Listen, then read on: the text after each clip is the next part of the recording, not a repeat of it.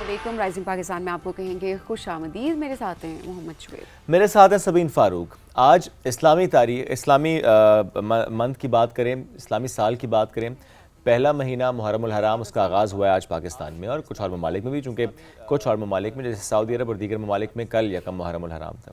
आज हम इसकी मुनासबत से बात भी करेंगे, इसकी हुर्मत की बात भी करेंगे और बिलखुसूस जब हम मुहर्रम की बात करते हैं जिसमें शहीद करबला, नवासे रसूल, इमाम हुसैन रज़ी अल्लाह ताला अन्हो, उनकी क़ुरबानियाँ और वो हमें याद भी आती हैं और हम उस पर बात भी कर रहे होते हैं।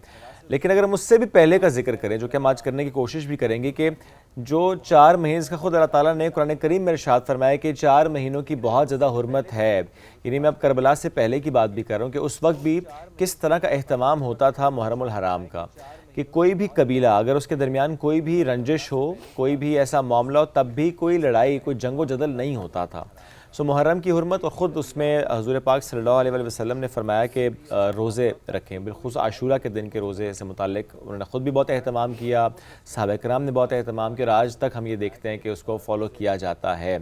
और जब हम बात करें फिर करबला की, वाक़े करबला की, और आज चूँकि यकम मुहर्रम उल हराम, उसकी मुनासबत से हम बात भी करेंगे। ज़रा मुहर्रम के महीने की इसकी अहमियत को समझने की कोशिश भी करेंगे कि किस तरह से हम इसमें इबादत कर सकते हैं, किस तरह से इस महीने का एहतमाम हम सब कर सकते हैं, क्या प्रैक्टिसेस हैं जो हम सबको करनी चाहिए, किन चीज़ों का हमें ख़याल रखना चाहिए। क्योंकि जब मैं रिस्पेक्ट की बात करती हूँ तो एहतराम बहुत ज़रूरी है इस महीने का। बहुत सारी रीज़न्स शुएब आपने भी बताई। एट द सेम टाइम बहुत कुछ है जो हमारे समझने के लिए बहुत ज़रूरी है, हमारे बच्चों के समझने के लिए बहुत ज़रूरी है। और जो हम हमेशा बात करते हैं ना कि इख्तलाफ़ राय का हक़ सबको है, वहीं पर एहतराम भी सब पर लाजिम है, एक दूसरे का एहतराम भी लाजिम है कि इख्तलाफ़ राय ज़रूर करें, लेकिन एक तरीके से, एक मुनासिब तरीके से, ना कि ये कि हम आपस के इख्तलाफात में इस तरीके से पड़ जाएं कि किसी को कोई बात बुरी लगे या हम इस महीने की अहमियत को थोड़ा साइड पे कर दें, हमारे लिए प्रायोरिटी जो है वो अपनी बात से ही साबित करना हो जाए। नहीं, हमने मिलकर इस महीने का एहतराम करना है, एहतमाम करना है, इबादत करनी है और ज़िंदगी में आगे बढ़ना है। और जो रियल मैसेज है मुहर्रम का, जो रियल मैसेज है वाक़े करबला का, जो एक एक्चुअल पैगाम है इमाम हुसैन का, उसको आगे लेकर बढ़ना है, उसको आगे लेकर चलना है, अपने आने वाली नस्लों तक उसको पहुंचाना है। जब हम हक़ और बातिल की जंग की बात करते हैं, जब हम इस्तारे की बात करते हैं, जब भी हक़ की बात होती है तो इमाम हुसैन का नाम हमारे सामने आता है। और जब भी हमारे सामने जालिम, बातिल, झूठे का, फासिक का, फाजिर का कोई मामला होता है तो हमारे सामने जो इस्तारे के तौर पर हम इस्तेमाल करते हैं वो हम यजीद को इस्तेमाल करते हैं। सो आज हम इस मामले पर बात भी करेंगे, कुछ डिस्कशन हम ये भी करेंगे कि आशूरा से जो पहले के दिन थे उनका एहतमाम किस तरीके से हमें करना चाहिए, उस पर किस तरह की गुफ्तगू होनी चाहिए, जो उस वक्त के मुकालमे थे, जो उस वक्त का सफ़र था, उस पर भी हमें बात करनी है। क्योंकि एक एक कदम पर, एक एक लफ्ज़ पर, एक एक मुकालमे की बात अगर हम करें, उसका बहुत डीप मैसेज है जो कि हमें आगे लेकर चलना और लेकर चलना चाहिए। तो प्रोग्राम में आगे हम बढ़ेंगे, उस पर बात भी करेंगे। कुछ और जो डिस्कशंस हैं, कुछ और मौज़ूआत है, उस पर भी हमें बात करनी है, वो भी हम प्रोग्राम में शामिल करते हैं। लेकिन छोटे से ब्रेक की तरफ बढ़ेंगे। जब हम ब्रेक से वापस आएंगे तो फिर हम उन मौज़ूआत की तरफ बढ़ेंगे। रहिए हमारे साथ। ये है राइजिंग पाकिस्तान।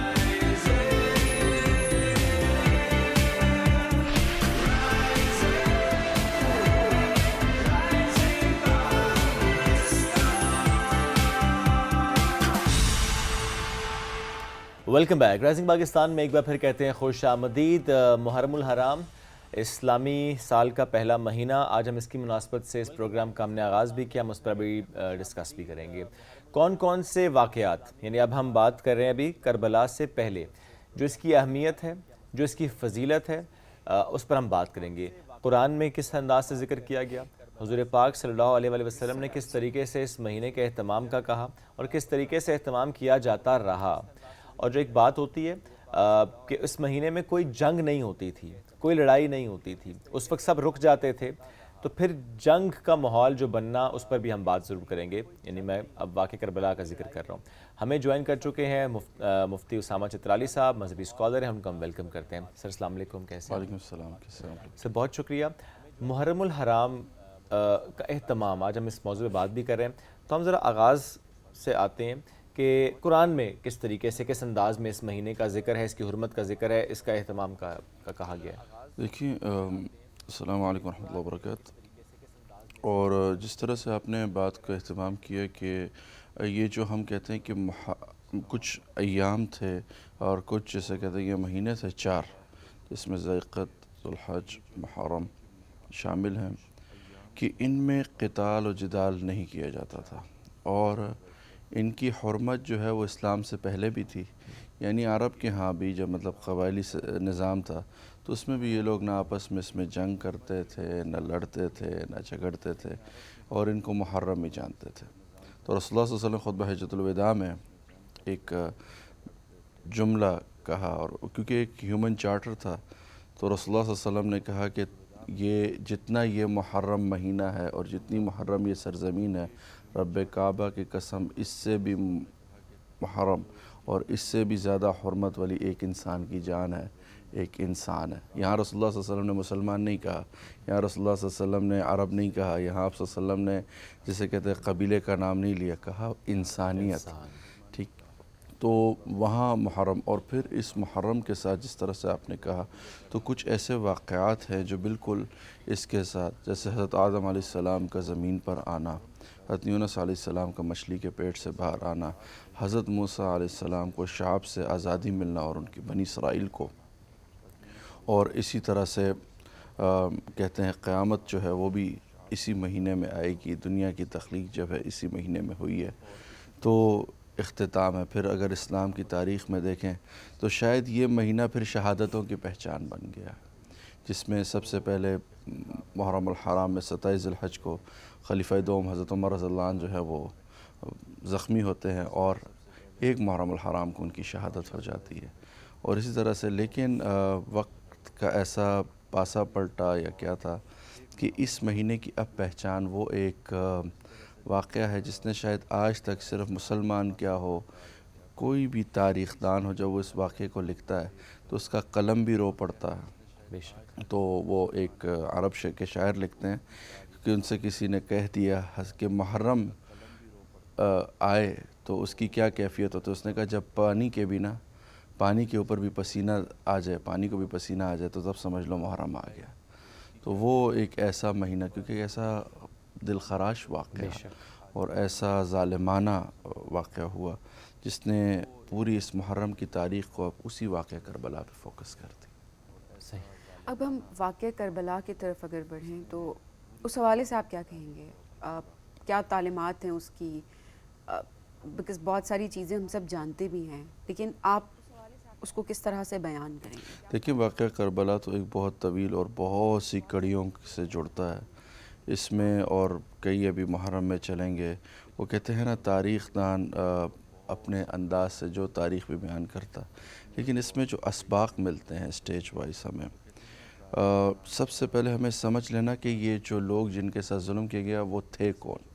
تو اس کی شہادت یہی حضرت عمر رضی اللہ عنہ کے ایک جو ان کے بیٹے عبداللہ ابن عمر روایت کرتے ہیں، کہتے ہیں ایک دفعہ حسن اور میں کھیل رہے تھے، حسن رضی اللہ عنہ، تو کہیں بچوں میں جیسے آپس میں ہو گئی جب خلش، تو انہوں نے کہا کہ تم میرے نانا کے اور ہمارے نوکر ہو. تو سختی سے یہ کہہ دیا، اور روتے ہوئے اپنے والد کے پاس گئے، حضرت عمر رضی اللہ عنہ کے پاس، اور کہا کہ کیا ہوا؟ تو انہوں نے بتایا کہ حسن نے مجھے ایسے کہا ہے. انہوں نے کہا چلو حسن کہاں ہے؟ تو کہتے ہیں میرے چہرے پہ خوشی تھی کہ میرے والد صاحب جائیں گے، بات کریں گے. وہاں پہنچے تو کہا کہ آپ نے جسے کہتے ہیں عبداللہ کو ایسا کہا. انہوں نے کہا میں نے ایسا کہا. انہوں نے کہا کہ قیامت کے دن بھی آپ اس بات کے لیے اللہ کے سامنے گواہی دیں گے. مطلب وہ صحابہ کو بھی یقین تھا کہ یہ وہ لوگ ہیں کہ اللہ کے سامنے ان کی گواہی چلتی. کیوں؟ سیدہ شباب اہل الجنہ، وہ لوگ ہیں جو نوجوانوں کے جسے کہتے ہیں سردار ہے. اور کس کی، اور ان کی ماں کون ہے؟ جو عورتوں کی سردار ہے. نہ ایسا باپ کسی نے پایا، نہ ایسی ماں کسی نے پائی، نہ ایسا جسے کہتے ہیں سرپرست اعلیٰ جسے آپ کہتے ہیں نانا کسی نے ایسا پایا، نہ کسی نے ایسا حسب نسب پایا ہوگا تاریخ میں، نہ ایسے انعامات دنیا میں کسی نے پائے ہوں گے جو لوگ تھے.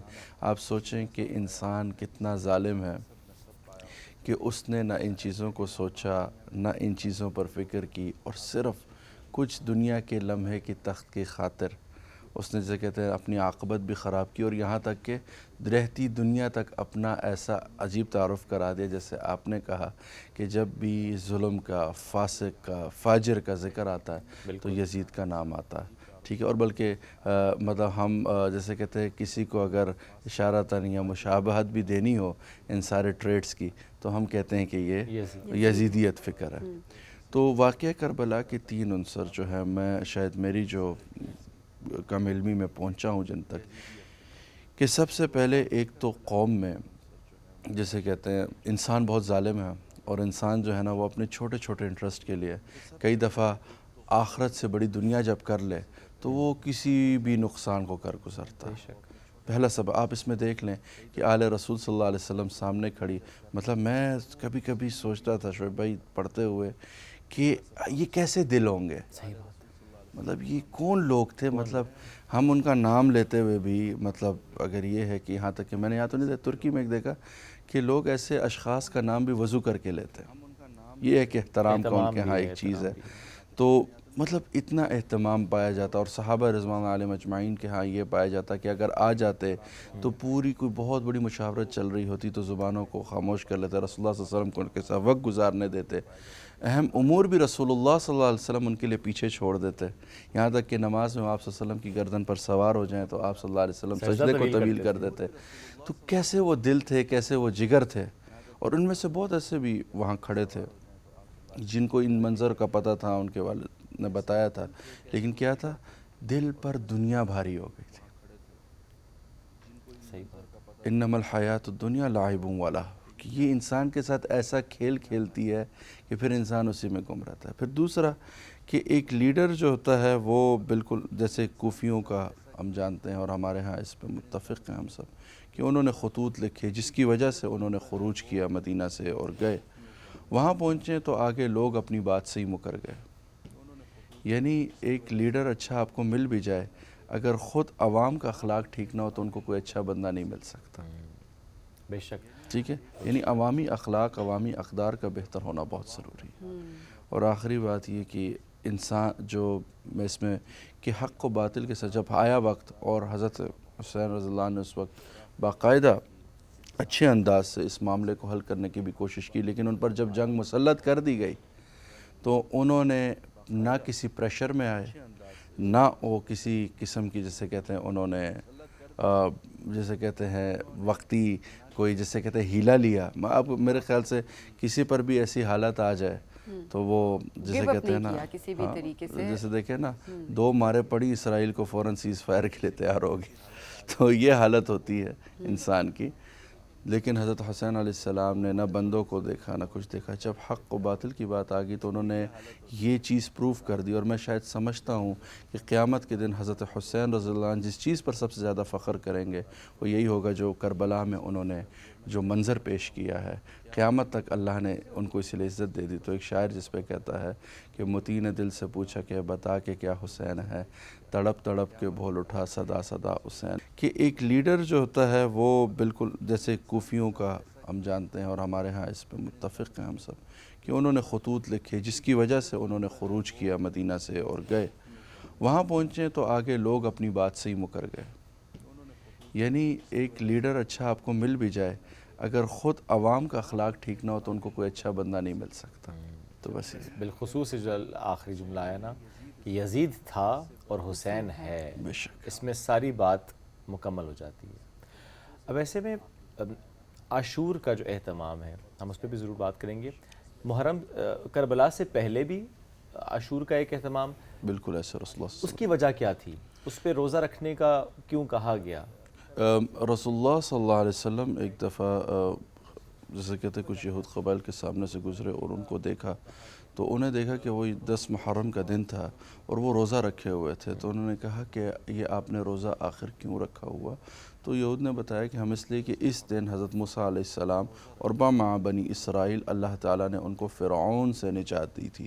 تو یہ اس کی جسے کہتے احترام میں، اس انعام کی خوشی میں جو ہے ہم روزہ رکھتے. تو رسول اللہ صلی اللہ علیہ وسلم فرمایا کہ ہم تو ان سے زیادہ اس روزے کے حقدار ہیں. تو رسول اللہ صلی اللہ علیہ وسلم نے پھر اہتمام فرمایا لیکن تشبیہ اختیار نہ ہو 10 محرم کی.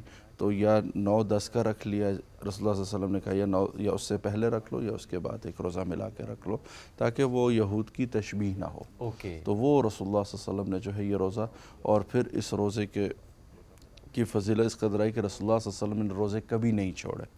جیسے کہتے ہیں رسول اللہ صلی اللہ علیہ وسلم کچھ جیسے ہے، جیسے یہ ذی الحج کے جیسے کہتے ہیں 10 روزے، یہ رسول اللہ صلی اللہ علیہ وسلم حج سے پہلے بھی رکھتے، اپنی مدنی زندگی میں رکھے اور مکی زندگی میں رکھے، اور اسی طرح سے یہ جو عاشور کا روزہ یہ رسول اللہ صلی اللہ علیہ وسلم نے تا حیات اپنی زندگی میں کبھی نہیں چھوڑا، ایک سنت متواترہ تھی ان کی۔ اس کے علاوہ اسامہ صاحب کون سی عبادات ہیں جن کو ہمیں کرنا چاہیے، ہمیں پریکٹس کرنی چاہیے محرم کے پورے مہینے کی اگر ہم بات کریں اس کے اہتمام میں، احترام میں؟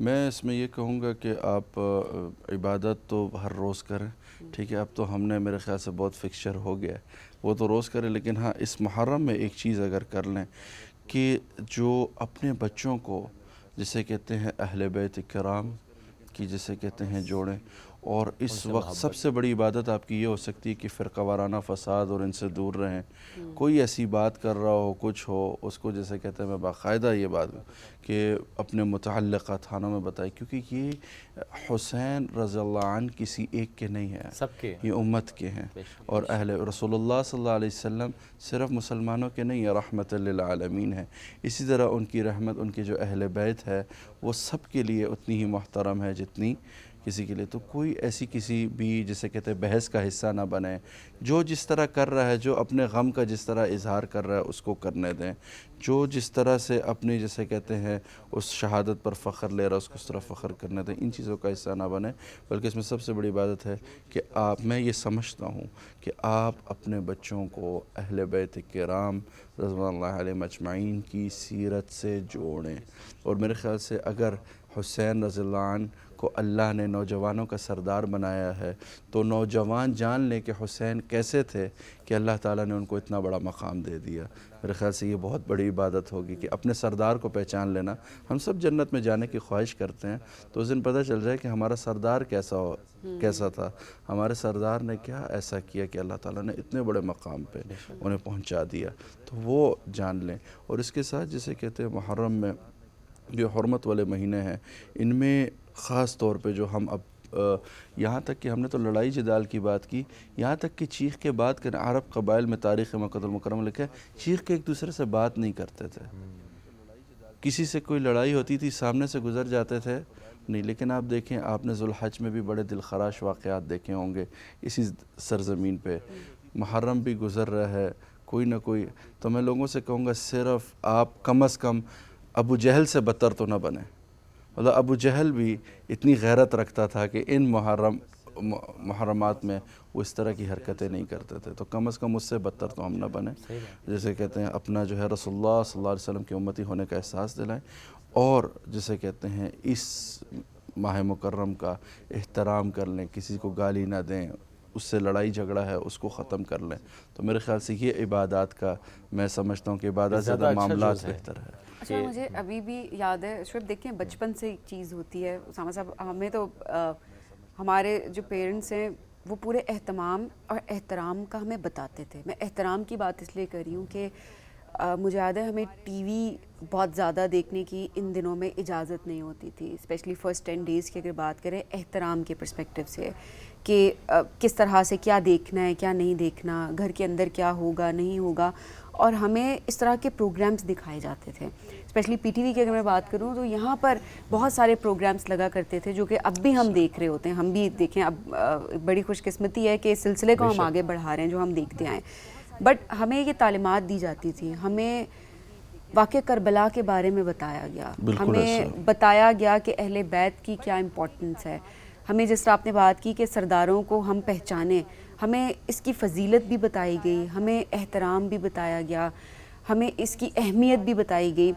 اب آج کل شاید صرف ایسا ہو گیا ہے کہ اتنی فاسٹ لائف چل گئی ہے کہ شاید وہ والا اہتمام ہم ابھی نہیں کر پا رہے ہوتے، احترام تو ظاہر ہم سب کرتے ہیں، ہم سب پہ لازم بھی ہے، بٹ وہ والی بات جو آپ والی ہے کہ ہمیں اپنے بچوں کو ان پریکٹسز سے گزارنا ہے، ہمیں ان کو بتانا ہے، اور یہ پریکٹسز ہمیں گھروں کے اندر کرنی ہے، اپنے اپنے طریقے سے کرنی ہے۔ یہ میں نے ایک طریقہ بتایا، ہر گھر کا جس طرح آپ نے بتایا کہ ہمیں اس طرح سے اختلافات میں نہیں پڑنا، ہمیں فرقہ واریت میں ہمیں نہیں جانا. جو جس طریقے سے اہتمام کر رہا ہے, احترام کر رہا ہے, ہمیں اس کا احترام کرنا. سوری ٹو کٹ یو, آپ نے ایک بات کی کہ اب وہ لائف وہی ہے, دنیا بھی وہی ہے جو اس دور. ہمیں ہمیشہ عمومی طور پہ یہ کہا جاتا ہے وہ عرب کے قبائل جو ہے, آج میں کہتا ہوں ہم بیٹھے ہوئے ہیں اسلام آباد میں بہت پوش ایریا میں بھی رہنے والا بندہ, آپ مجھے بتائیں کیا روزانہ ایک اونٹ ذبح کر کے کسی مہمان کو کھلا سکتا ہے؟ وہ عرب کے قبائل ایسے تھے کہ مہمان آتا تھا تو پورا اونٹ ذبح کرتے تھے. حضرت خالد بن ولید رضی اللہ عنہ کے بارے میں آتا ہے اتنے مالدار تھے کہ ایک اونٹ ان کا مکہ میں کھڑا ہو تو آخری اونٹ طائف میں کھڑا ہوگا. ایسے لوگ تھے, یہ نہیں تھے کہ وہ کوئی دنیا کے نہیں جانتے, تاجر لوگ تھے, سب تھا. حضرت عبد الرحمن ابن عوف کی آپ مثال لے لیں, آپ حضرت عثمان غنی کی مثال لے لیں. ان کے لیے جو دنیا بھی تھی نا وہ آخرت سے بڑی کبھی نہیں ہوئی تھی. آپ کم از کم, میں نے کہا نا کہ اپنے سردار سے تعارف کل ملنا ہے ہم نے, تو اپنی دنیا کو اتنا کر لیں کہ جس میں کیونکہ اللہ تعالیٰ نے, کیونکہ ہم نے کامیابی کی جو ڈیفینیشن ہے نا اس کو چینج کر دیا. ہم نے وہ ایک ڈیوائن سورس ہے, ڈیوائن سورس میں اللہ کیا کہہ رہا ہے, ادخل الجنت فقد فاز, کہ جو جنت میں داخل ہو گیا وہ کامیاب ہے. مطلب ایک کامیابی کا میرے لیے انڈیکیٹر میرا مالک مجھے دے رہا ہے, تو میں اس کے مطابق اپنی لائف کیوں نہ کروں. وہ مجھے نہیں کہہ رہا کہ یار یو ہیو ٹو بی, میں نہیں کہتا کہ دنیا کی سکسیس اور اس کو جو ہے آپ اگنور کریں, لیکن کس فکر سے, مسلمان کی فکر ہونی چاہیے کہ میرا اٹھنا بیٹھنا. ایک ابھی میں آپ کو بتاؤں اٹیلین ہے, بیسیکلی وہ working on a one project, سوچو وہ حیران ہوا and when we talk with each other, تو میں نے اسے بتایا کہ اس پر بھی اجر ہے, اس نے کہا کہ میں حیران ہوا کہ اتنا کیلکولیٹڈ دین کہ اٹھنے بیٹھنے پہ بھی اجر دے رہا ہے. مطلب کہ ریوارڈنگ کی جو ہے کہ مطلب اللہ تعالیٰ نے اس کے اندر رسول اللہ صلی اللہ علیہ وسلم جس طرح سے بشارتیں اللہ نے اس امت کو دیں کہ مطلب اس کے اٹھنے بیٹھنے میں بھی, سو ہی ایکسیپٹڈ اسلام, کہ مطلب میری لائف کی, انہوں نے کہا کہ میں آخرت پہ تو یقین رکھتا ہوں لیکن مطلب ایسی آخرت میں جہاں میں جاؤں تو بیسٹ ریوارڈ مجھے ملے.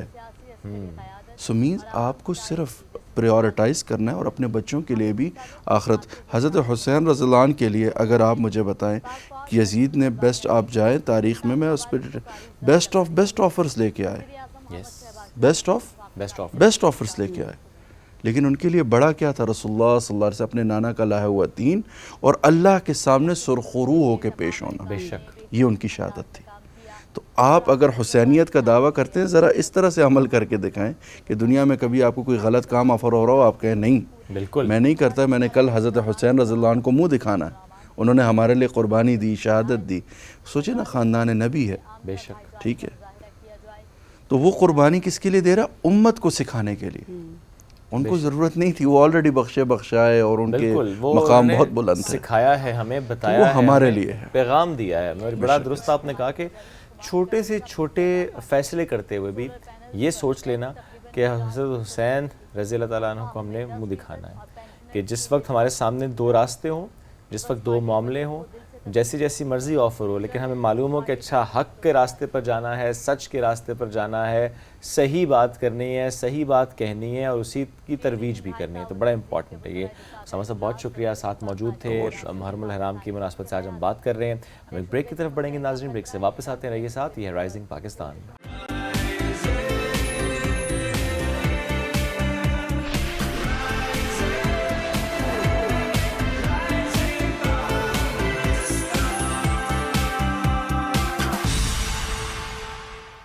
ویلکم بیک جی. رائزنگ پاکستان میں آپ کو کہیں گے خوش آمدید. اور اب ذرا بات کرتے ہیں کچھ ایسے لوگوں کی جو کہ ماحول کو بہتر بنانے میں اپنی کنٹریبیوشن کر رہے ہیں. کس طرح سے وہ آگے بڑھ رہے ہیں, کس طرح سے وہ لوگوں کو موٹیویٹ کرتے ہیں کہ ہم نے اپنے ماحول کو محفوظ کرنا ہے, ہر ممکن کوشش کرنی ہے, اقدامات کرنے ہیں, اپنی اپنی کیپیسٹی میں ہم جو کر سکتے ہیں ہمیں مل کر آگے بڑھنا ہے. ہم نے دیکھا کہ تالاب بہت سارے بنائے, انہوں نے بہت سارا کام کیا کمیونٹیز کے ساتھ مل کے, موٹیویٹ کیا کہ آپ تالاب بنائیں. تو بہت زیادہ انہوں نے اس کے اوپر کام بھی کیا. اب جو ہے وہ انہوں نے ایک اور کیمپین سٹارٹ کرنے وہ جا رہے ہیں, وہ یہ ہے کہ انہوں نے 55,000 درخت جو ہیں وہ لگانے ہیں. اینڈ پرابلی کیمپین ساتھ چل رہی ہے ان کی, نہیں وہ تالاب والی کیمپین بھی, درخت لگانے والی کیمپین بھی, رین واٹر ہارویسٹنگ سے متعلق بھی بات کرتے ہیں. کچرا کتنا بڑا ایشو ہے, یعنی آپ ماحول کی جب ہم بات کرتے ہیں اس میں درخت بھی ہیں, اس میں پانی بھی ہے, اچھا اس میں اربن چیلنجز اپنی جگہ ہیں, اس میں رورل چیلنجز اپنی جگہ, تو سب پر کام وہ Shoaib at the same time لوگ کس طرح سے, آج یہ جاننے کی ان سے بھی کوشش کریں گے کہ لوگ کس طرح سے اس مہم میں ان کے ساتھ جڑ سکتے ہیں, کہ چاہے وہ تالاب بنائے, چاہے وہ کچرا اٹھانے کی بات ہو, چاہے وہ درخت لگانے کی بات ہو, ماحول کو ہر ممکن کوشش کی جائے کہ اس کو بہتر بنانے کی بات ہو. تو آج ذرا دیکھتے ہیں کہ آپ اور ہم کس طرح سے ان کا ساتھ دے سکتے ہیں. ٹیچر عثمان کے نام سے سوشل میڈیا پہ بہت فیمس ہیں, عثمان عباسی ہمارے ساتھ موجود ہیں. السلام علیکم عثمان, کیسے ہیں آپ؟ وعلیکم السلام, thank you so much. Thank you Usman, دوبارہ سے آپ نے ہمیں جوائن کیا. اس سے پہلے بھی ہم نے کافی ڈیٹیل گفتگو کی تھی کہ آپ کس طرح سے کام کر رہے ہیں, بٹ ظاہر ہے نئے نئے انیشیٹیوز آپ لے رہے ہوتے ہیں. اب ذرا بتائیے گا کہ آج کل کس طرح سے آپ کام کر رہے ہیں, کن کن جگہوں پر کیا کیا پروگریس ہے اب تک کی؟ بہت شکریہ. ابھی ہمارے 815 تالاب بن چکے ہوئے ہیں جو کہ آزاد کشمیر کے اندر 1,70,00,000 لیٹر پانی وہ ہم نے سیو کر لیا ہے نا ابھی تک 6 مہینے میں ہوا ہے. جی جی. اور جو ابھی پیچھے جو پرسوں کی بارش تھی تو اس میں سارے تالاب بھر چکے ایکسیپٹ ضلع حویلی, کیونکہ وہاں پہ بارش نہیں ہوئی. اور وہ بارش کیوں نہیں ہوئی؟ کیونکہ وہاں پہ جنگلات بے دردی سے تباہ کیے گئے, کاٹ لیے گئے. سو وہاں پہ بھی ہم نے, جو آپ نے پلانٹیشن کی بات کی, تو ایک میسو پلانٹیشن ان ایریاز میں جہاں پہ ڈیفارسٹیشن ہو گئی ہے وہاں پہ کرنی ہے. ساتھ ساتھ میں جو رین واٹر ہارویسٹنگ ہے وہ ہم نے سٹیز میں جو اربن ایریاز میں بھی شروع کیا, جیسے راول پنڈی اور اسلام آباد میں, کہ جو بارش ہوتی ہے وہ پانی ہم ضائع کر لیتے ہیں. یہی پانی ندی نالیوں سے ہوتا ہوا سمندر میں جاتا ہے, تو وائی ناٹ کہ اس کو ہم واپس زمین کو دیں, گراؤنڈ واٹر کا حصہ بن جائے. جی جی. تو وہ اللہ کا شکر ہے, ہمارے کوئی 8 پروجیکٹس وہ سکسیزفل ہو چکے ہیں اور وہ ابھی آن گوئنگ پروسیس چل رہے ہیں. مساجد کے اندر بھی ہم بڑے لیول کے اوپر یہ سسٹم کر رہے ہیں. تو اس کے علاوہ جو مری ہے, نتھیا گلی ہے, تو وہاں پہ بھی جو تالاب مہم ہے وہ بھی چل رہی ہے. تو ناردرن ماؤنٹینس میں تو تالاب ہی بنا سکتے ہیں, تو سٹیز میں ہم اس طرف آئیں کہ رین جو واٹر ہارویسٹنگ. اچھا, ناردرن ایریاز میں تالاب زیادہ ضروری کیوں ہے؟ اس کا تعلق کیا اس ٹرین سے ہے کہ ہمیں میدانی علاقوں میں شاید اس طرح سے ضرورت نہیں ہے اس کی, یا what do you think میدانی علاقوں کی نسبت پہاڑی علاقوں میں زیادہ ضروری کیوں ہے؟ اچھا, 2 چیزیں. اب ہم اسلام آباد میں ہیں تو یہاں پہ اگر ایک مرلہ جو جگہ ہے تو وہ کروڑوں کے حساب سے, تو جو لینڈ کاسٹ ہے وہ بھی میٹر کرتی ہے نا. تو جو اربن ایریاز میں تو یہاں پہ زمین اس طرح سے اویلیبل نہیں ہے. اور دوسری چیز یہ ہے کہ ماؤنٹینس کے اندر برف باری نہیں ہوتی, جو کہ پہلے مین سورس تھا.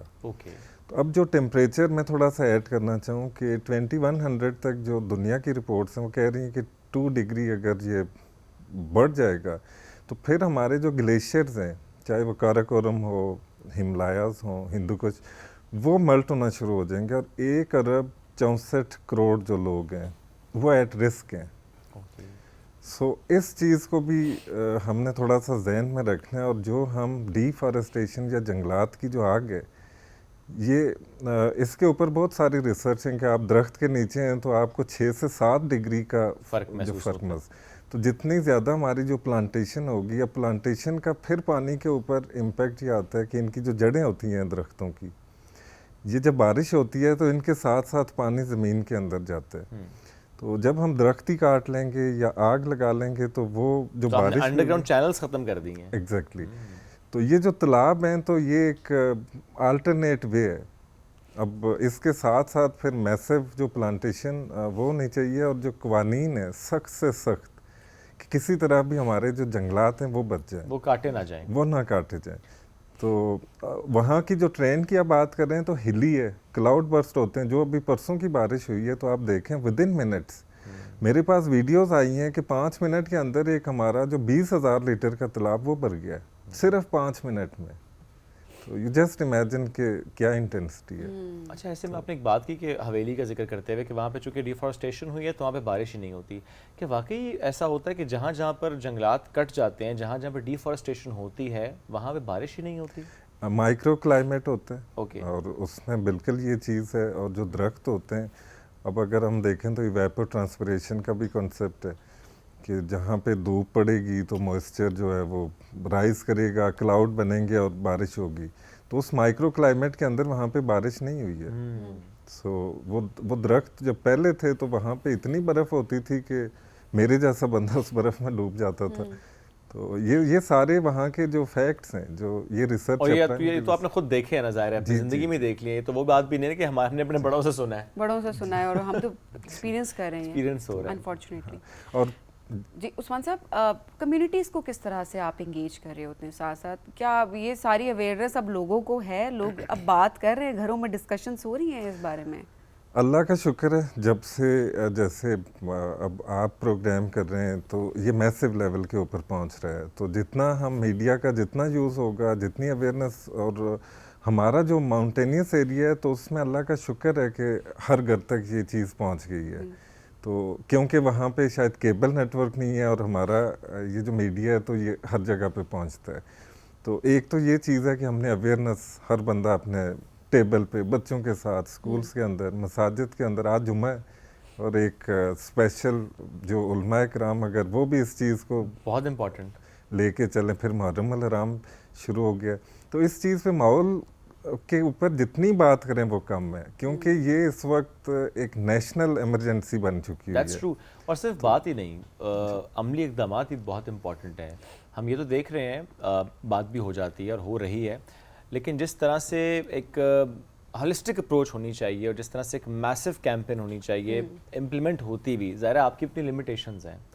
بہت سے لوگ جو کام کر رہے ہیں, ہر بندے کی اپنی اپنی لمیٹیشن ہے, وہ اپنے ایک ایریا میں کام کر رہا ہے, اس کی آواز ایک خاص فریگمنٹ تک پہنچ رہی ہے, کچھ لوگوں تک پہنچ رہی ہے, چلو زیادہ تک بھی پہنچ رہی ہے, بٹ پورے ملک کے لیے بلکہ پوری دنیا کے لیے تو ہے کہ ہم سب اس پہ زیادہ سے زیادہ کنٹریبیوٹ کریں. آپ نے ممبر کا ذکر کیا, بڑی امپورٹنٹ بات ہے. ہم سکولز میں دیکھتے ہیں, سینسٹائز کرتے ہیں بچوں کو, لیکن شاید وہ لٹریچر کی حد تک ہے. جی, بچے آ کے لگا تو نہیں رہے پودے, بچے پودوں کا خیال تو نہیں رکھ رہے, وہ کیسے رکھیں گے, یہ بڑا امپورٹنٹ. یا پھر ونس ان اے بلو مون ہم یہ دیکھ رہے ہوتے ہیں, کوئی 2 مہینے میں کوارٹرلی ایک کمیونٹی سروس کا پروجیکٹ بچوں کے آورز پورے کرنے, یا سوشل میڈیا پہ پکچرز ہیں تو وہ کچھ درخت آ کے 10 بچے لگا رہے ہیں, وہی 10 تصویریں سوشل میڈیا پہ جا رہی ہیں. سو یہ بھی ہم ایک رجحان دیکھ رہے ہوتے ہیں. جی, یہ میرے ساتھ بھی ہوا ہے. اب یونیورسٹی کے بچے جنہوں نے ڈگریز لینی تھی کہ جی آپ ہمیں سپروائز کریں, ایک دفعہ میرے ساتھ آئیں, کچھ کچرا ہم نے راول لیک کی سراؤنڈنگ سے اٹھایا, اور میرے ساتھ وہ ویڈیو بنائی انہوں نے, اور ایک دفعہ پلانٹیشن کی. تو مجھے بڑا دکھ ہوا, اور میں نے ان کو یہ بات سمجھائی بھی کہ یہ تو جس طرح ہم روز کھانا کھاتے ہیں تو یہ ماحول بھی اسی طرح ہی ہونا چاہیے. اب آپ جاپان دیکھیں یا کوئی بھی کنٹری دیکھیں, تو وہاں پہ سب سے پہلی ایجوکیشن ہی ماحول کے اوپر, ایتھکس کے اوپر. جاپان میں تو ڈھونڈنا پڑتا ہے کہ کچرا گرا ہوا بھی ہے کہ نہیں ملتا. تو اور ہم مسلمان ہیں, اور ہمارا صفائی نصف ایمان ہے. سو اب اس سے اوپر مطلب ایک جو شعیب پریکٹس کرنے کی بات ہے نا, کہ آپ کو پریکٹس میں ایک چیز کو لانا ہے, تو میرا خیال ہے یہ بھی ضروری ہے کہ ہیوی فائنز بھی رکھے جائیں. یہ بھی ایک بڑی اچھی سجیشن ہے.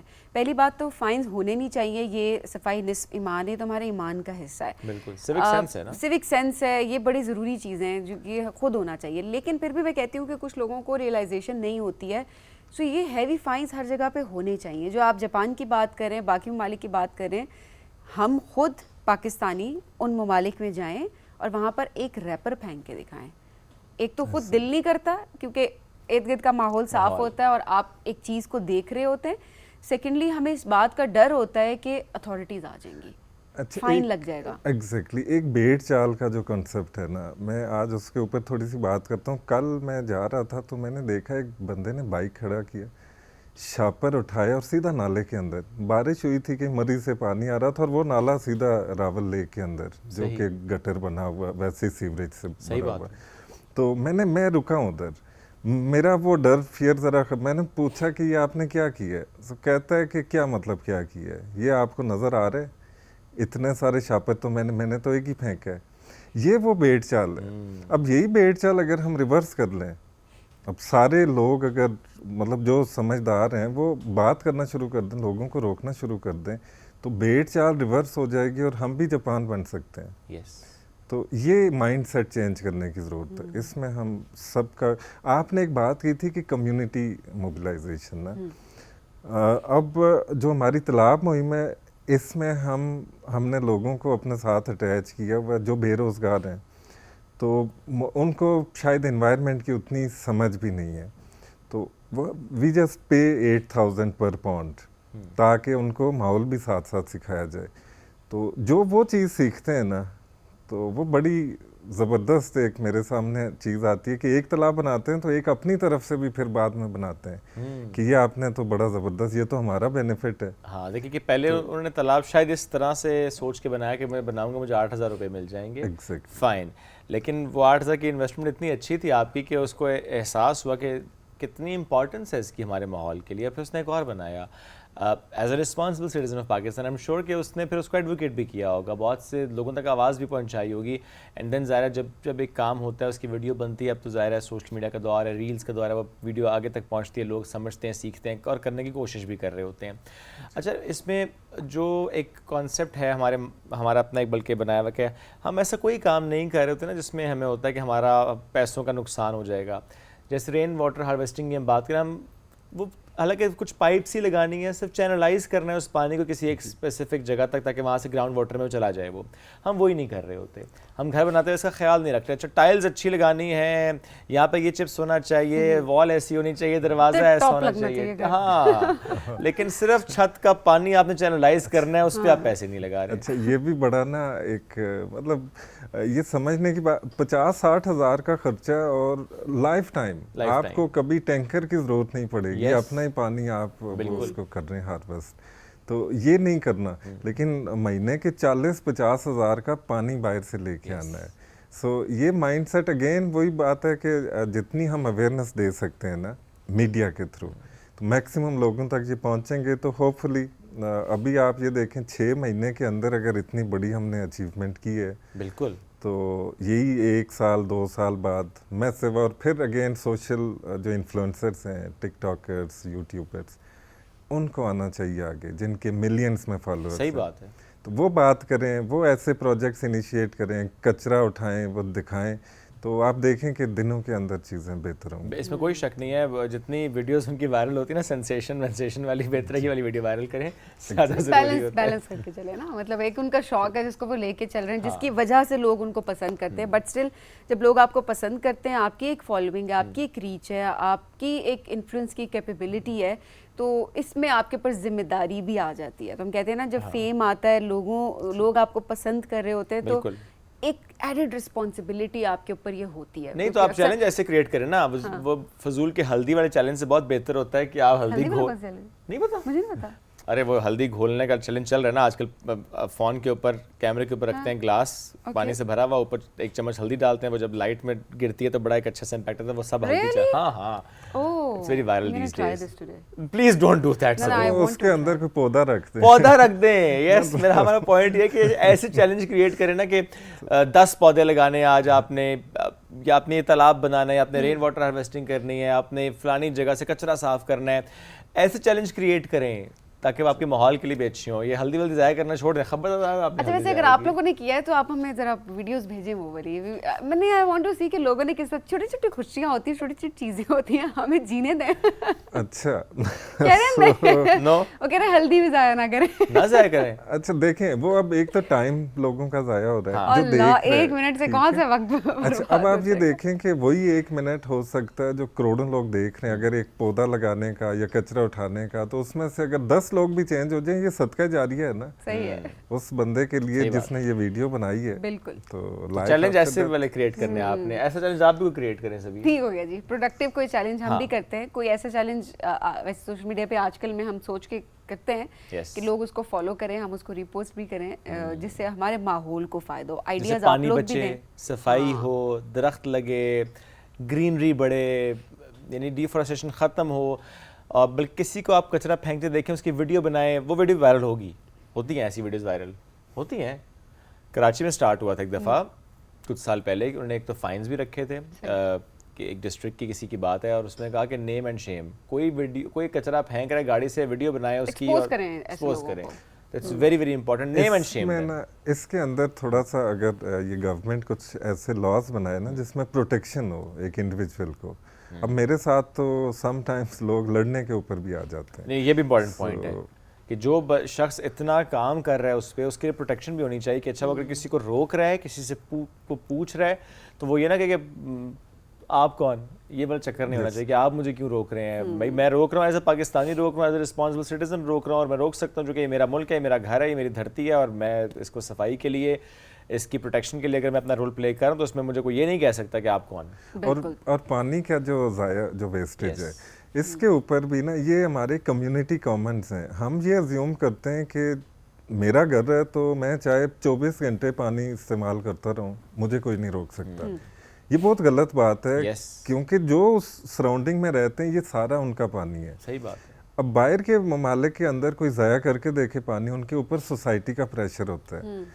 ہمارے اندر صرف ہمارے پاس پیسہ ہے, طاقت ہے, تو وٹ ایور. اور ایک چیز اگر کھلی آ رہی ہے, مفت میں آپ کو مل رہی ہے یا کم پیسوں میں آپ کو مل رہی ہے, اس کا مطلب یہ نہیں ہے کہ آپ نے اس کو ضائع کرنا ہے. آپ کسی کا حق وہ کھا رہے ہیں, بیکاز آپ ایسے بہت سارے علاقے دیکھیں جہاں پر پانی کی قلت ہے, اور جہاں پر پانی کی بوند بوند کو لوگ ترستے ہیں, اور کتنی دور دور سے چھوٹے چھوٹے بچوں کو میں دیکھ رہی ہوتی, اتنے بڑے بوٹلز, مٹکے, بالٹیاں وہ بھر بھر کے لا رہے ہوتے ہیں. اور پھر کیونکہ وہاں پر کم ہے, قلت ہے, ان کو احساس ہے اس چیز کا کہ اس کی قدر کیا ہے, تو وہ اس قدر کے ساتھ جو ہے اس کا استعمال بھی کرتے. عثمان صاحب بہت شکریہ, بہت اچھا کام کر رہے ہیں, آگے اسی طرح سے کام کرتے رہیں. لوگوں سے بہت زیادہ یہ ریکویسٹ ہے کہ اگر کوئی اچھا کام کر رہا ہوتا ہے اپنی کمیونٹی کے لیے, اسپیشلی ہماری زمین کے لیے, تو اس کی قدر کریں, ان کی رسپیکٹ کریں, نہ کہ ان کو ڈس رسپیکٹ کریں. Once again thank you. اور اگر سبھی کسی بھی جگہ پہ اگر کوئی آپ کو روکتا ہے نا کسی بھی ایسے کام سے, تو لڑنا کے بجائے نا مان لیں اپنی غلطی. ہم سب گرو کر رہے ہیں, ہم سب غلطیاں کرتے ہیں, ہم سب سیکھتے ہیں, آگے بڑھتے ہیں. ٹھیک ہے, اگر 30-40 سال سے غلطی کرتے جا رہے ہیں کہ ریپر باہر ہی پھینکنا ہے, کچرا باہر ہی پھینکنا ہے, گلی میں ہی پھینک دینا, تو وہ ہو گیا نا. Let's move on, accept this کہ وہ ہو گئی ہے غلطی, اب آگے بڑھنا ہے. ضروری تو نہیں ہے کہ اسی سوچ کے ساتھ ہی اب آپ نے باقی زندگی بھی گزار دینی ہے. ایک بریک لیں گے, واپس آئیں گے, رہیے ساتھ رائزنگ پاکستان.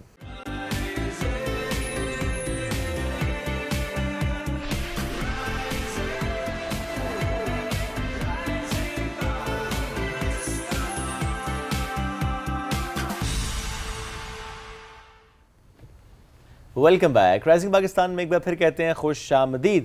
پڑھائی کے ساتھ ساتھ کوئی نہ کوئی ایکٹیویٹی, کوئی نہ کوئی کھیل بڑا ضروری ہوتا ہے. ہم روزانہ کی بنیاد پہ اس پہ بات کر رہے ہوتے ہیں, اور آج کے دور میں اگر کوئی ایسا کرتا ہمیں دکھ رہا ہوتا تو ہم اسے اپریشیٹ کرتے ہیں, بڑی وہ مثال بنتا ہے سب کے لیے کہ بھائی فون سے نکل کے کوئی ہیلدی ایکٹیویٹی میں تو انگیج ہے کم از کم. ایبسلیوٹلی, بالکل ایسی بات ہے. ایسے اسٹوڈنٹ نے ہمیں جوائن کیا ہے جو کہ اسٹوڈنٹ بھی ہیں اور ایتھلیٹ بھی ہیں, کیونکہ وہ پڑھ تو رہے ہیں, ساتھ ساتھ سیکنڈری کے اسٹوڈنٹ بھی ہیں, لیکن اس کے ساتھ جس طریقے سے وہ کراٹے کرتے ہیں اور بہت سے ایونٹس میں پارٹیسپیٹ انہوں نے کیا ہے, مختلف شہروں میں جا کے پارٹیسپیٹ کرنا اور پھر میڈل بھی حاصل کرنا, جس میں وہ سرگودا بھی گئے, اوکاڑا بھی گئے, ایبٹ آباد بھی گئے. لیکن جو ان کا اوکاڑا والا ایونٹ تھا جو کہ کچھ منتھس بیک انہوں نے کیا, دیٹ واز نیشنل چیمپئن شپ, اس میں گولڈ میڈل حاصل کیا انہوں نے, یعنی سب کو انہوں نے ہرا دیا. 55 kg کیٹیگری تھی ان کی. محمد عیسیٰ شیخ ان کا نام ہے, راولپنڈی سے ان کا تعلق ہے. آج ہمیں جوائن کر چکے ہیں. السلام علیکم جی, کیسے ہیں آپ؟ السلام, بہت بہت آپ کا شکریہ سب سے پہلے. Thank you very much. Karate کا شوق کیسے ہوا؟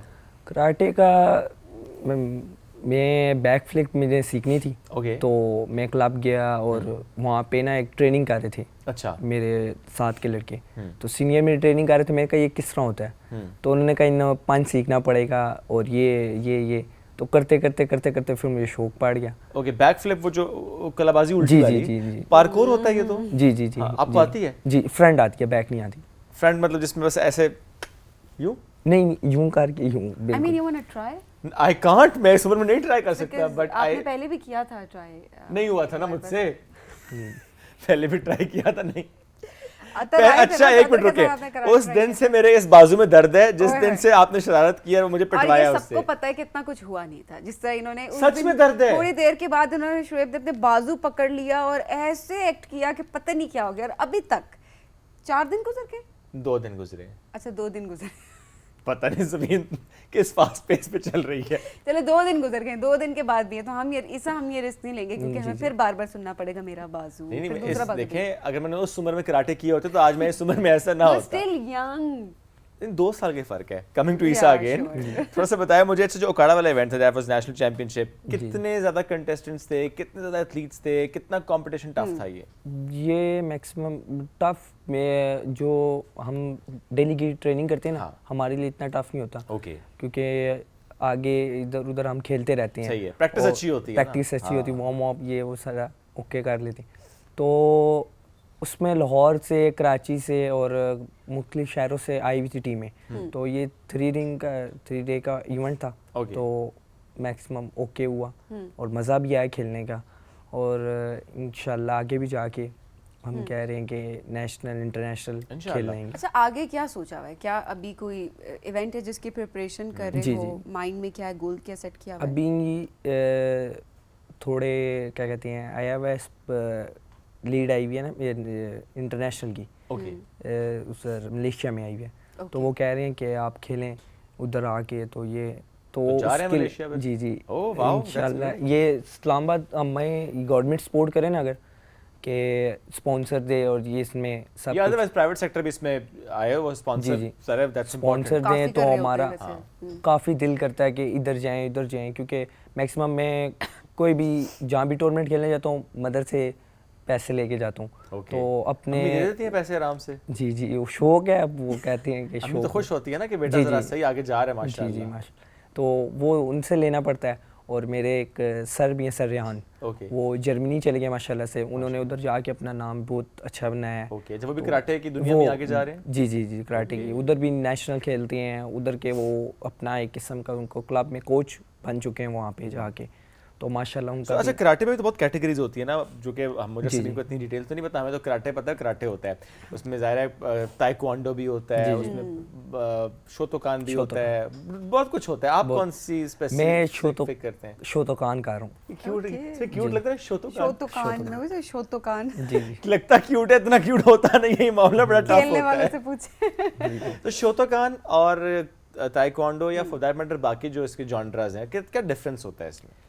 ہر گیم میں اپنا ڈفرینس ہے. تائیکوانڈو میں آپ نے صرف ککیں کرنی ہوتی ہیں, ٹھیک ہے, اور پنچ بھی ہوتا ہے, مگر اس کا پنچ صرف فرنٹ پہ مارنا پڑتا ہے. اور جو شوتوکان ہے وہ آپ کے لیے سیف ہے, کیونکہ اس میں آپ کو ہر چیز کے چیسٹ گارڈ, میڈس اور ہر چیز کے لیے. تائیکوانڈو میں بھی سیف ہے, مگر تائیکوانڈو میں یہ ہوتا ہے کہ اونلی ککیں اور کچھ بھی نہیں آپ کر سکتے. شوتوکان میں ککس ہوتی ہیں؟ ککس ہوتی ہیں شوتوکان میں, ککس بھی ہوتی ہیں, پنچ بھی ہوتے ہیں, اور کافی ٹیکنیکیں ہوتی ہیں. اس میں یہ ہوتا ہے کہ آپ نے باڈی کے اس حصے کو مارنا ہے, اس حصے کو نہیں مارنا, ایسے ہوتا ہے؟ جی اور فاؤل بھی ملتی ہے نا, چکاک فاؤل مین چکاک وہاں پہ ہوتے ہیں, چکاک. جی میں وہی کہہ رہی ہوں کہ سارے نام دیکھے, یہ ساری ٹیکنیکس جو ہے وہ ہمیں بڑی کیوٹ لگ رہی ہے, نام بڑے کیوٹ ہے, بہت مار پڑتی ہے. کھیلنے والوں سے پوچھیں گے اصل میں یہ کیا ہے. اچھا, تو کتنی مار ویسے خود بھی پڑی ہے؟ بیکاز اوبیسلی یہ تو ہے کہ مارتے بھی ہیں, مار پڑ بھی جاتی, چوٹیں لگ جاتی ہیں. جی اصل میں نا اس میں بہت سیفٹلی کھیلتے ہیں, ہمیں چیسٹ گارڈ پہناتے ہیں, گم شیلڈ پہناتے ہیں, میڈس, شن پیڈ, اور کافی اس میں چیزیں ہوتی ہیں, سیفٹی سے کھیلتے ہیں. تو خدا نہ خواستہ ہم اگر ہمارے ککیں یا آپس میں ٹچ بھی ہو جائے نا, تو میکسیمم ٹانگوں پہ درد نکل آتا ہے. تو وہ ہو جاتی ہے. اتنی اگر سیفٹی ہوگی تو پھر اگلے کو مارو گے کیسے؟ یہ سیفٹی ہے لیا, آپ کنفو میں چلے جائیں وہ سیفٹی نہیں ہے. پہلے کراٹے جو تھے نا, یہ شوتوکان, یہ پہلے سیف نہیں تھا, یہ آپ بغیر سیف کے کھیلتے تھے, مٹس کے بغیر بھی کھیل سکتے تھے آپ.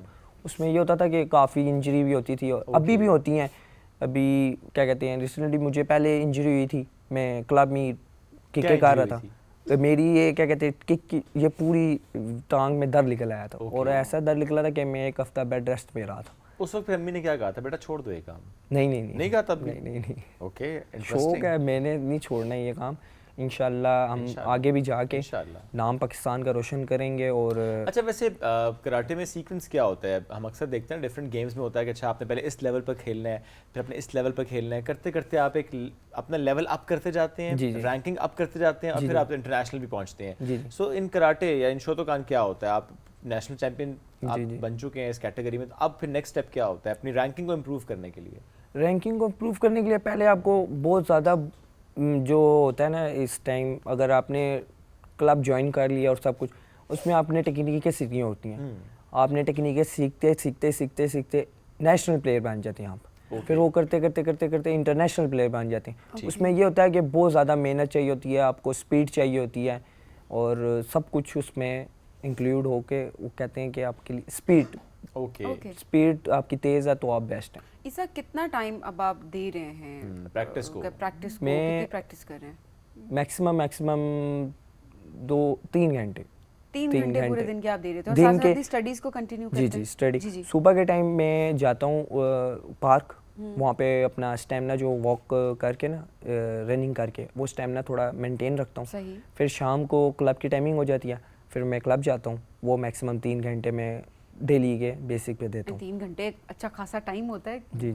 मतलब कि पढ़ाई में भी दिल लग रहा होता है या जी पढ़ाई में भी, क्योंकि जब ध्यान बढ़ जाता है तो पेरेंट्स का बड़ा कंसर्न ये होता है हमारे यहाँ, स्पेशली मदर्स का बहुत होता है। लेकिन आप बता रहे हैं आपकी मदर तो आपको मतलब बड़ा मोटिवेट करती है और ये बहुत अच्छी बात है। मदर ने ये किया कि हर जगह सपोर्ट किया, जो भी इशू बना है कि आज जी इधर जाना है तो कभी ना नहीं की जाओ जाओ जाओ जाओ। ये होता है ना कि कहीं भी हम जाते हैं, हमारे क्लब में हैं ऐसे लड़के जिनके पेरेंट्स को नकाल देते हैं, क्या फ़ायदा इसमें, क्या होगा, क्या मिलेगा, क्या नहीं मिलेगा। तो इसमें यही फ़ायदा ये है कि घर वालों से सपोर्ट होती है तो बंदे को सहारा होता है कि पीछे से सपोर्ट है। बड़ा आपको कॉन्फिडेंस मिल रहा होता है कि आपके पीछे सपोर्ट है, आपके पीछे आपके पेरेंट्स हैं, आपकी फैमिली खड़ी हुई है। तो वाकई जितने पेरेंट्स अभी हमें देख रहे हैं, हम उनसे भी रिक्वेस्ट करेंगे आपके बच्चों का अगर कोई शौक है तो उस शौक को पूरा करने के लिए अपनी कोशिशें पूरी करें जिस हद तक कर सकते हैं। अगर शौक नहीं है तो शौक पैदा करें बच्चों में। अच्छा, क्योंकि हर बच्चे में तो टैलेंट है ना, आपने सिर्फ उसकी स्किल्स को इम्प्रूव करना है, उस टैलेंट को आपने आइडेंटिफाई करना है, अपने बच्चे को बताना है। एग्जैक्टली उस बच्चे को आपने बताना है कि भाई तुम कर सकते हो, ये टैलेंट आपके अंदर मौजूद है। या बच्चे अगर बहुत लेजी हैं तो उनको भी निकालें कमरों से बाहर कि चलो शोतोकान, चलो ताइक्वांडो। तो हमें लगता है कि बच्चे अगर 4 दीवारी में तो बस वो सेफ हैं, लेकिन देखें वो इस तरीके से आपकी नज़रों के सामने सेफ हैं, कंसर्न्स अपनी जगह पे होते हैं। बट बच्चों को आप आगे माहौल के लिए, आप इस सोसाइटी के लिए, दुनिया के लिए तैयार करें। और अब जो आपने बात की ना सेफ्टी वाली, कि जिसको आप ये सोचते हैं कि अच्छा घर के अंदर है तो 4 दीवारी में सेफ है, अगर वो बाहर जा रहा है, वो कराटे सीख रहा है, वो शोतोकान या ताइक्वांडो या कोई और ऐसी चीज़ सीख रहा है जिसके लिए उसकी अपनी पर्सनल सेफ्टी भी है, जिसमें उसका अपना कॉन्फिडेंस लेवल भी इंप्रूव हो रहा है, और खुदा ना खासा किसी ऐसी सिचुएशन में उसने देह मार 4.5 भी कर देना है तो अपनी हिफाजत भी कर सकता है ना। एग्जैक्टली तो बच्चों में स्किल्स डेवलप करें, उनको मोटिवेट करें, उनको सपोर्ट करें और वो आगे बढ़ते रहें। जिस तरह से ईसा हमारे सामने एग्जाम्पल है, और ईसा जैसे और बहुत सारे नौजवान जिनको प्रोग्राम में हम दावत दे रहे होते हैं, और हम बेसिकली ये होता है कि इंस्पायर कर सकें। वो हमें बहुत इंस्पायर करते हैं और यकीनन आप लोगों को भी इंस्पायर करते होंगे, तो अपने बच्चों को भी इंस्पिरेशन ज़रूर बनाएं। ईसा बहुत शुक्रिया प्रोग्राम में ज्वाइन करने के लिए, विश यू गुड लक। आगे जो भी इवेंट आपने नेशनल चैंपियन बने, आप इंटरनेशनल चैंपियन बने, हम ये भी चाहते हैं आगे चल के। हम बढ़ेंगे नाज़रीन एक ब्रेक की जानिब, स्टे विद अस।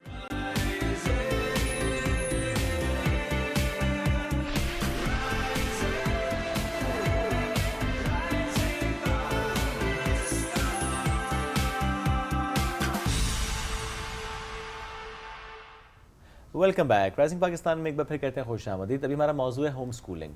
पाकिस्तान के डायनामिक्स में, पाकिस्तान के कॉन्टेक्स्ट में, हमारे इस माहौल में होम स्कूलिंग क्या चैलेंजेस हैं, क्या पॉसिबिलिटीज़ हैं, कौन कर सकता है, किसके लिए ज़रा ज़्यादा मुश्किल हो जाता है, आज इस मौजू पे बात करेंगे। हमें ज्वाइन किया है एक ऐसी शख्सियत ने जिन्होंने अपने घर में सब बच्चों की होम स्कूलिंग की है, तो वो अब OA लेवल्स माशाल्लाह उस लेवल तक पहुंच गए हैं और बड़े अच्छे तरीके से चल रहे हैं।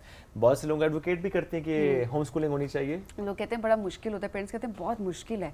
किस तरह से हम बच्चों को पढ़ाएं घर में, होम स्कूलिंग किस तरह से करें? तो आज ये सारे सवालात, इनके जवाब बात जानने की हम पूरी कोशिश करेंगे। हमारे साथ मौजूद हैं जो एंटरप्रेन्योर हैं, महजबीन कामरान साहिबा। अस्सलाम वालेकुम महजबीन, कैसी हैं आप? अल्हम्दुलिल्लाह, वालेकुम अस्सलाम, आई एम फाइन। महजबीन बहुत शुक्रिया प्रोग्राम में ज्वाइन करने के लिए। तो सबसे पहले बताएं खुद कैसे इतनी हिम्मत आई, आपको क्यों लगा कि होम स्कूलिंग ही अपने बच्चों के लिए इम्पॉर्टेंट है, चैलेंजेस क्या थे, अपनी कहानी ज़रा अनफोल्ड करें। जी बिल्कुल। सबसे पहले तो मैं एक मिसकॉन्सेप्शन जो है वो दूर करना चाहूँगी। बहुत से लोग ये समझते हैं कि जी होम स्कूलिंग का मतलब ये है कि आपने बच्चों को अनस्कूल कर दिया, आपने बच्चों को स्कूल से उठा लिया और वो जो स्ट्रक्चर्ड एजुकेशन है वो आपने घर पे देना शुरू कर दी। It's just not like that. Home schooling basically एक लाइफस्टाइल है, इट्स अ माइंडसेट। इसमें हम बच्चों की नॉट ओनली कि हम उनकी जो एजुकेशनल लर्निंग है उसको कवर करते हैं, बल्कि उसकी कैरेक्टर बिल्डिंग, एक होलिस्टिक जो एजुकेशन होती है, और एज अ फैमिली जो है वो मिल के सारे रिस्पॉन्सिबिलिटी लेते हैं टू एजुकेट अ चाइल्ड। आपके किचन से आपके गार्डन तक हर चीज़ बच्चे की क्लासरूम बन जाती है और वो उसको एजुकेट करते हैं। So it's a basically lifestyle and a mindset. So challenges तब आते हैं जब आप इसको जस्ट एक स्ट्रक्चर्ड एजुकेशन के तौर पे लेते हैं। जब आप इतने बजे बस पढ़ाना है हमने, बिठा के इसको। हाँ जी।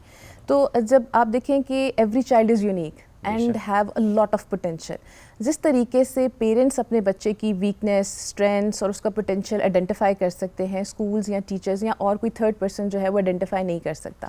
سو home schooling gives you opportunity کہ آپ بچے کی اسٹرینتھس، ویکنیسز آئیڈینٹیفائی کر کے اس کو اس طرح سے فیسیلیٹیٹ کر سکیں. سو آپ کے پاس فلیکسیبل ٹائمنگز ہو جاتی ہیں، پرسنلائزڈ جو ہے وہ کریکلم ہو جاتا ہے بچے کو ایجوکیٹ کرنے کے لیے، اور پھر جو اس کی اسٹرینتھس ہیں آپ کے پاس پلینٹی آف ٹائم ہوتا ہے کہ آپ اس کو پالش کروا سکیں، اس کو اس میں فیسیلیٹیٹ کریں، اس میں اس کو ہیلپ آؤٹ کروا دیں اس کی چیزوں کو. فار ایگزامپل ایک بچہ جو ہے وہ میتھس میں بہت اچھا ہے، ٹھیک ہے، اور اب ایٹ دا ایج آف 5 جو ہے وہ 3rd گریڈ یا 4th گریڈ کا میتھس جو ہے وہ اٹیمپٹ کر لیتا ہے، بٹ اس کی لینگویج اسکلز اتنی ابھی ڈیولپ نہیں ہیں یا کچھ ہے. آپ کا جو اسٹرکچرڈ ایجوکیشن سسٹم ہے وہ آپ کو ہیلپ نہیں کرتا کہ اس بچے کو آپ گریڈ 1 سے 4 میں لے جاؤ، ٹھیک ہے. بٹ ہوم اسکولنگ میں آپ کے پاس یہ فریڈم ہوتی ہے کہ آپ اس کے میتھس کو گریڈ 5 لیول کا اس کو کروا دو، اور ایجوکیشن جو اس کا لینگویج ہے جس میں اس کی ویکنیسز ہیں وہ آپ اس کو ہیلپ آؤٹ کر دو کہ آپ گریڈ 1 گریڈ 2 کے لیول پہ اس کو پالش کروا دیں. یہ تو واقعی درست بات ہے کہ آپ کے اوپر آپ کس سبجیکٹ کو کس طرح سے لے کر چلتے ہیں. لیکن کیا اس کا نقصان نہیں ہوتا؟ کیونکہ ہمیں اکثر دیکھتے ہیں نا وہ کمپیریزن والا، اچھا کزن کے ساتھ یا اسی ایج بریکٹ کے باقی بچوں کے ساتھ کہ نہیں وہ تو اس لیول پہ پہنچ چکا ہے، تو یہ میرا بچہ اس لیول پہ اب نہیں ہے کسی ایک پرٹیکولر سبجیکٹ میں، تو وہ that makes you feel down actually. جی بالکل، ہمارے ہاں اس چیز کو بہت کمپیریزن اور ججمنٹ جو ہے وہ آبویسلی ہمیں فیس کرنے پڑتے ہیں، ریزسٹنس بھی آتی ہے بہت زیادہ. لیکن اگر آپ آن گراؤنڈ ریالٹی دیکھیں، جو فیکٹس ہیں وہ یہ ہے کہ جو ہوم اسکول بچے ہو رہے ہوتے ہیں بہت ارلی ایج میں بہت ساری چیزیں جلدی سیکھ جاتے ہیں. جیسے اگر آپ اس کو لینگویجز سکھانا چاہ رہے تھے، آپ اس کو کوڈنگ سکھانا چاہ رہے تھے، اب اور جو ڈیجیٹل ایج کی ڈفرینٹ اسکلز جا رہی ہیں، اگر آپ نے بچے کو ارلی ایج میں سکھانا چاہ رہے تھے، آپ نے اس کو اس کے اکارڈنگ ٹریننگ کرنا شروع کر دی ہے، تو ایز کمپیئر ٹو وہ بچے جو صرف کنونشنل اسکول میں جا رہے ہیں اور ان کی اس طرح سے گرومنگ نہیں ہو رہی ہے، تو وہ گریڈ 2 گریڈ 3 لیول کے بچے ان اسکلس کو پالش نہیں کر پا رہے ہوتے جو ہوم اسکول میں. جیسے میں نے I have work with like thousands of مدرس، اور اس میں ایسے ہے کہ 7 سال تک جو پہلے 7 سال ہیں بڑے امپورٹنٹ ہیں بچے کی وکیبلری لینگویج ڈیولپمنٹ میں. تو ایسے بچے بھی ہیں جو ہم نے ٹرین کیے ہیں، انہوں نے 7 لینگویجز 7 ایئرس تک کی عمر میں، عربک بھی جانتے ہیں، فرینچ بھی جانتے ہیں، چائنیز بھی سیکھ لی، انگلش بھی سیکھ لی جسٹ ہوم اسکولنگ کے اندر. سو اپرچونیٹیز آپ کے پاس زیادہ ہو جاتی ہیں. اس کے علاوہ 11 سے 13 ایئرس کے بچے ایسے ہیں جنہوں نے او لیولس کے ایگزامس دے دیے، ٹھیک ہے. سو یہ اٹس جسٹ آل اباؤٹ کہ آپ کتنا فوکسڈ ہیں، آپ نے کتنا ان کی اسکلز اور ان کی ویکنیسز کو آئیڈینٹیفائی کر کے ان کو اس میں اسسٹ کیا، ان کو ہیلپ آؤٹ کیا، ان کو ایز اے پوری فیملی جو ہے وہ جب انوالو ہو جاتی ہے. اور اس کے ساتھ ساتھ جو فیملی کنیکشن ہے، جو فیملی بہت اسٹرانگ ہو جاتا ہے، because every one is mentoring the child. اس میں اب دادی بھی ہے، دادا بھی ہے، باپ بھی ہے، ماں بھی ہے، خالہ بھی، سب ہے. اب یہ دیکھیں نا کہ لیٹس کمپیئر نا، ایک بچہ جو کہ اسکول جا رہا ہے وہ صبح اٹھا، آنکھیں ملتا اٹھا، ناشتہ بھی اس نے صحیح سے نہیں کیا، لیٹس بی آنیسٹ نا ایسے ہی ہو رہا ہے. اسکول گیا، اسکول سے واپس آیا، تھوڑا لیزی ہے، کھانا کھایا، میں بھی تھوڑا ریسٹ کیا، قاری صاحب آ گئے، اچھا پھر ٹیوشن چلا گیا یا ٹویٹر آ گیا، گھر میں بیٹھ کے اس نے ہوم ورک کر لیا اور رات ہو گئی وہ سو گیا. فیملی کے ساتھ ٹائم کب اسپینڈ ہوا ہے اس کا؟ ہم اس میں بالکل بھی انکریج نہیں کریں کہ آپ اپنے بچوں کو اسکول نہ بھیجیں، روٹین ٹھیک کریں ان کی. ہم یہ کہہ رہے ہیں کہ روٹین ایسی کریں بچے کی کہ بچہ ہیلدی فیل کرے. اب اصل مسئلہ جو اسکول آپ کہہ رہے ہیں نا آنکھیں مل کے جانا، وہ یہ بھی ہوتا ہے کہ بچے فون پہ لگے رہتے ہیں ہر بار. اور دوسری بات سبین یہ بھی کہ ہم خود بھی تو یہی کر رہے ہیں نا، صبح اٹھ کے ناشتہ نہیں کر رہے، بھاگتے وقت آفس جا رہے ہیں، تو پھر بچے بھی یہی کریں گے. پھر کمپیئر کریں اس بچے سے جو کہ آپ بات کر رہی ہیں، دادی بھی سکھا رہے ہیں، دادا بھی سکھا رہے ہیں، امی ابو فوکس کر رہے ہیں، جو گھر میں باقی ریلیشنز ہیں وہ سب اس پہ فوکس کریں تو بانڈ ڈیولپ ہے. بٹ ہم سب اس لیے نہیں کر سکتے کیونکہ ہم سب ٹرینڈ نہیں ہیں، اسکلڈ نہیں ہیں. ٹرینڈ نہیں ہے، اسکلڈ نہیں ہے اس طریقے سے. دوسرا ہر ایک کی اپنی پریفرنس بھی ہے کہ کس طریقے سے بہتر طریقے سے اپنے بچوں کی تربیت کر سکتے ہیں، ان کو سکھا سکتے ہیں. اچھا، جو آپ نے دادی دادا، چاچو چاچی، یہ آپ نے بات کی کہ سب مل کے تربیت کر رہے ہوتے ہیں، پیرنٹس کی بھی تو اس میں کتنی کاؤنسلنگ کی ضرورت ہوتی ہے. بیکاز آج کل جو فیملی سسٹم ہے اور ہم یہ دیکھ رہے ہوتے ہیں کہ نو انٹرفیئرنس. ہمارے بچے کیونکہ پیرنٹنگ بڑی چیلنجنگ ہو گئی ہے آج کے دور میں،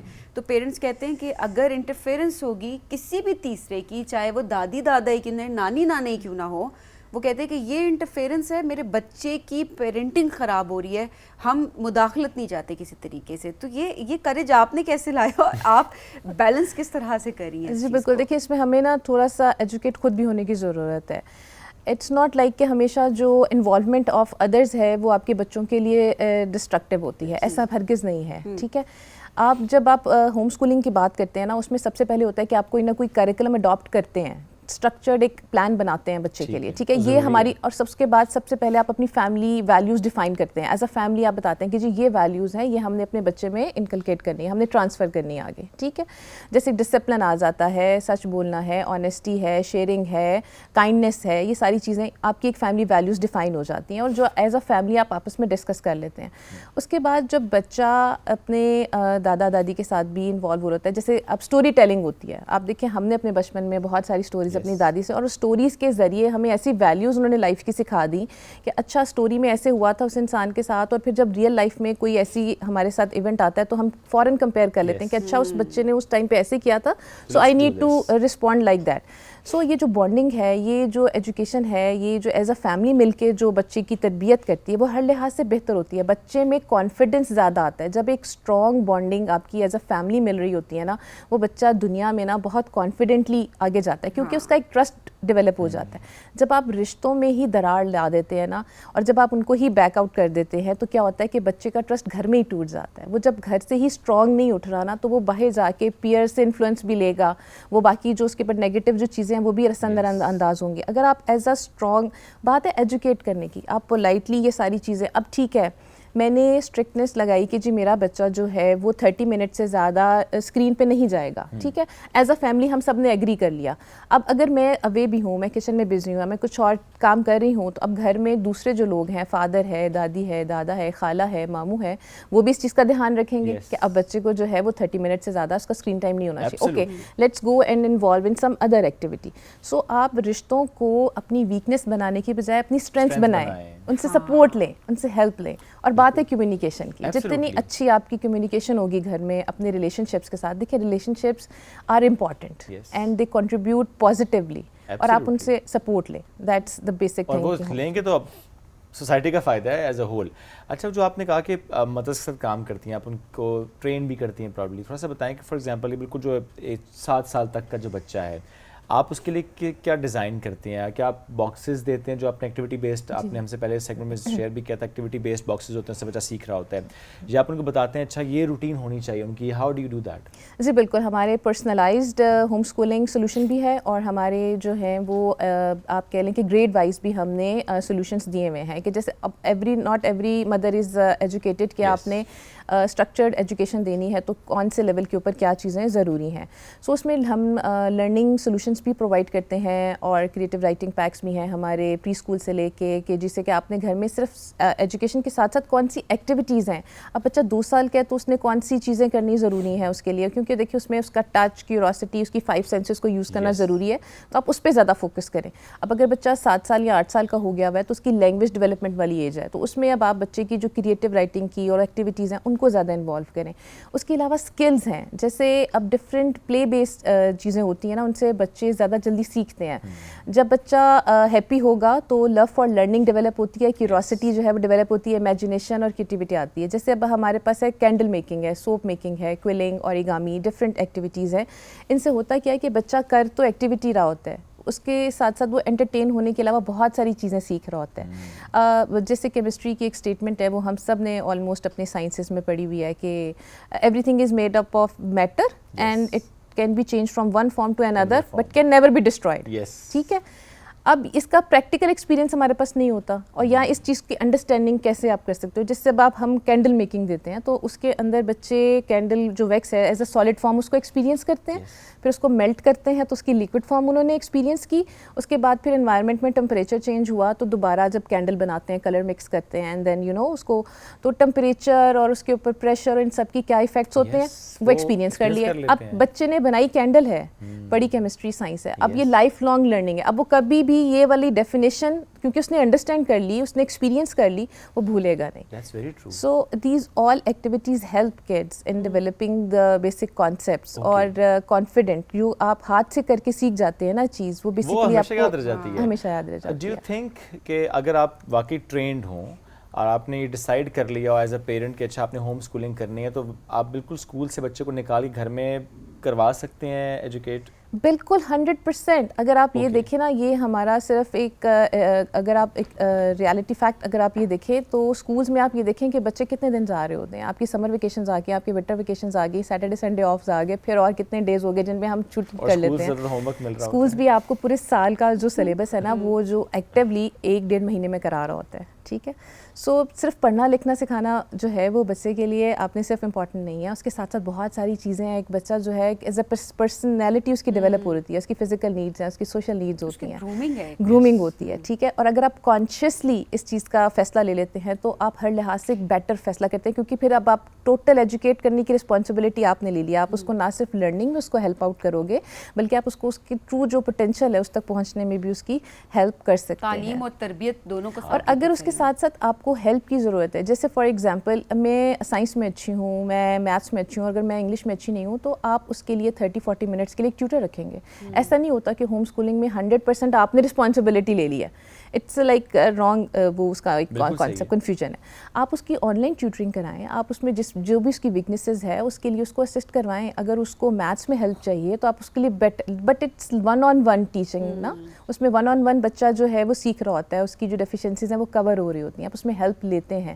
بٹ اسکولز میں ایسا نہیں ہو پاتا نا کہ 40 کی کلاس ہے, 30 کی کلاس ہے اور 1-on-1 جو ٹریننگ ہے وہ سب چل رہا ہوتا ہے. اور اگر بچہ وہاں کوپ کر پا رہا ہے تو آپ دیکھیں ہر لحاظ سے بیٹر ہے اگر آپ اس کو 1-on-1 ایجوکیٹ کر رہے ہیں تو ہیلپ لیں, ٹیک ہیلپ. اٹس ناٹ کہ آپ نے بس اب آپ نے 100% آپ نے ہر چیز کروانی ہے. آپ نے صرف کانشیسلی دیکھنا ہے کہ میرے بچے کو کہاں ویکنیس ہے, میں نے اس کو سپورٹ کس چیز میں دینی ہے اور اس کا ٹیلنٹ کس چیز میں ہے. جیسے بھی آپ اس سے پہلے گیسٹ تھے جنہوں نے کراٹے میں وہ کیا, اب اگر اس کو سپورٹ نہ ملتی گھر سے یا اس کو پالش نہ کیا جاتا یا اس کو ٹرین نہ کیا جاتا تو وہ کبھی بھی پوٹینشیل باہر نہ آتا, وہ نیشنل لیول پہ ہیرو نہ بنتا. ٹھیک ہے, سو اٹس جسٹ کہ جیسے آپ آئیڈینٹیفائی کر سکتے ہو اپنے بچے کے ٹیلنٹ کو.